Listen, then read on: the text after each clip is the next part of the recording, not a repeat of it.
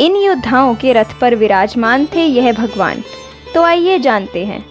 उससे पहले हमारे चैनल को सब्सक्राइब कर दें और बेल आइकन को दबाना ना भूलें। महाभारत एक ऐसी धर्म गाथा जिसमें अत्यंत शक्तिशाली देवपुत्र योद्धाओं ने जन्म लिया, जिनके पास ऐसे अस्त्रों का ज्ञान था जिसे प्राप्त करना किसी मायावी असुर के बस में नहीं था। ऐसी भयानक शक्ति एक साथ अगर पूरे ब्रह्मांड में छोड़ दी जाती तो शायद पूरी सृष्टि का विध्वंस हो जाता, परंतु यह होना असंभव था, क्योंकि ऐसा मनुष्य, एक ऐसा योद्धा या फिर भगवान जिनके कारण ऐसा होना असंभव था। हम बात कर रहे हैं द्वारिका नगरी सेना के मायावी रचयिता श्री कृष्ण की, जिनके समक्ष कोई भी अस्त्र, कोई शस्त्र, समग्र विश्व को राख करने वाला ब्रह्मास्त्र भी विफल था। जिन्होंने लाख हाथियों का बल रखने वाले कंस को कुछ ही क्षण में मृत्यु के घाट उतार दिया। उन्होंने कई मायावी असुरों का वध किया, परंतु इतनी शक्ति होने के बावजूद भी श्री कृष्ण इन योद्धाओं को उनके रथ के कारण क्षति नहीं पहुंचा सकते थे। आखिर कौन थे वे योद्धा जिनके अग्नि समान रथ के कारण श्री कृष्ण उन्हें अपने सुदर्शन चक्र से भी क्षति नहीं पहुंचा सकते थे? हम बात कर रहे हैं भीष्म की। इनके रथ में इतना बल था कि जिन्हें किसी भी प्रकार से नष्ट नहीं किया जा सकता था। उनके रथ में इतनी शक्ति थी, यदि भीष्म अपने रथ से नीचे उतरकर समर्पण नहीं करते तो उनकी मृत्यु अनिश्चित थी। उनके रथ में 6 प्रकार के अश्व थे, जिनकी शक्ति का अंदाजा हम इसी से लगा सकते हैं कि जब वे अश्व चलते थे तो धरती हिलने लगती थी। जिनके अश्व की मात्र एक टक्कर से बड़ा हाथी गिर जाता था। उनको यह रथ उनके पिता ने वरदान स्वरूप दिया था। जब महाभारत युद्ध हो रहा था तब भीष्म ने अकेले ही पांडवों की आधी सेना का विध्वंस कर दिया था। तब पांडवों ने पितामह भीष्म के समक्ष कुंज का व्यूह खड़ा कर दिया था, यानी हाथियों से निर्मित चक्रव्यूह। तो पितामह भीष्म ने किसी अस्त्र के बिना प्रयोग करे उस व्यूह को तोड़ा था। तब पांडवों ने श्री कृष्ण से पूछा कि हे माधव, बिना किसी अस्त्र के पितामह भीष्म ने यह व्यूह किस प्रकार तोड़ा?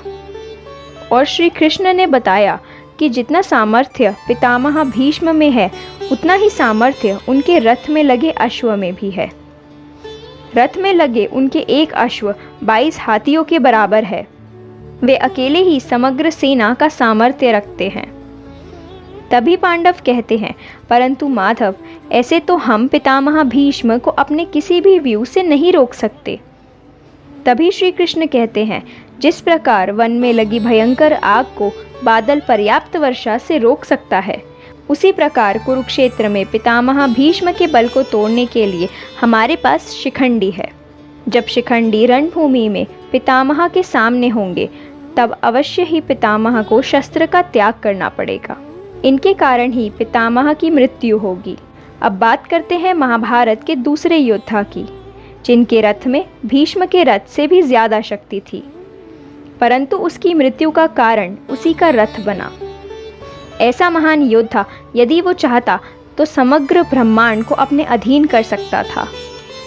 जिसने अर्जुन जैसे महाशक्तिशाली योद्धा और महादेव से युद्ध किया था, उसने उसे भी भयभीत कर दिया हो, जिसके आगमन से कुरुक्षेत्र में मायावी शक्तियों का नाश हो गया।